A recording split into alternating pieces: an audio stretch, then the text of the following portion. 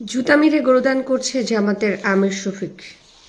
সে বলতেছে যে আমরা ভুল করেছি, আমাদেরকে ক্ষমা করে দেন, একটি বারের জন্য আমাদেরকে ক্ষমতায় যাইতে দেন। আমাদের কোনো কাজ নাই। তোমরা পাকিস্তানে যাদেরকে মারছো, যাদেরকে তোমরা যেসব বুদ্ধিজীবীদেরকে মারছো, যে প্ল্যানটা তোমরা করছিলা বাংলাদেশকে মেরুদণ্ডহীন করে দেয়ার, বাংলাদেশের শিরদাঁড়াগুলোকে তোমরা যে মেরে ফেলছিলা, আমরা ভুলে গেছি। তোমাদেরকে ক্ষমা করে দিয়ে তোমাদেরকে ক্ষমতায় নিয়ে আসবো, যাতে করে আবার আমাদের উপরে বুলডোজার চালাইতে পারো।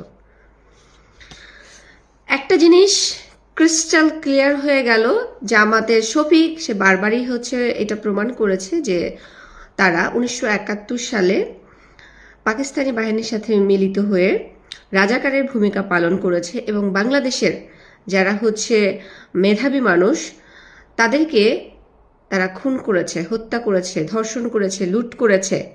সমস্ত কিছু করার পরেও তারা এখন পর্যন্ত মঞ্চে দাঁড়িয়ে বলে আমাদেরকে ক্ষমা করে দেন।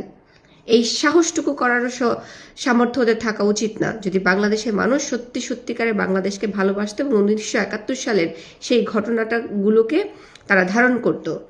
আপনারা যারা 1971 সালকে বিশ্বাস করেন এবং বাংলাদেশকে ধারণ করেন, বাংলাদেশকে ভালোবাসেন, এই সমস্ত ইডিয়েটগুলো জনসম্মুখে এসে ক্ষমা চাওয়ারও যাতে সামর্থ্য না পায়, এরা যেন সেই সুযোগটা না পায় যে বাংলাদেশে এসে বলবে আমাদেরকে ক্ষমা করে দেন।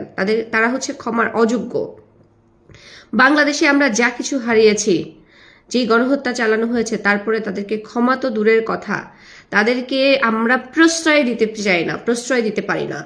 আমাদের যদি ন্যূনতম বাংলাদেশের প্রতি শ্রদ্ধা ভালোবাসা থাকে, এদের ক্ষমতায় যাওয়ার প্রশ্নই আসে না। জামাত ইসলাম আবার যদি ক্ষমতায় আসে, আমরা ধূলিসাৎ হয়ে যাব। সুতরাং